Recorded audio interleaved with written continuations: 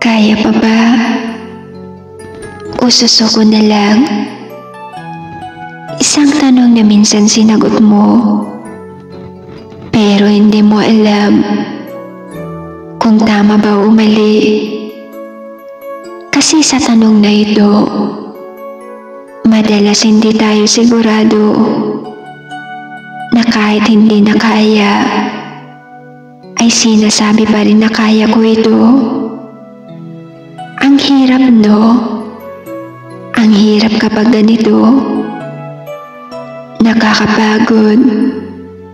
Pero alam ko kung paano mo nilalabanan yung sakit at hirap na pinagdadaanan mo ngayon. Maipakita lang sa kanila na kaya mo, na okay ka, na masaya ka.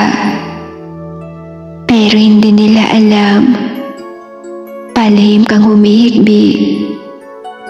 Tinatanong ang sarili kung kakayanin pa ba o susuko na lang.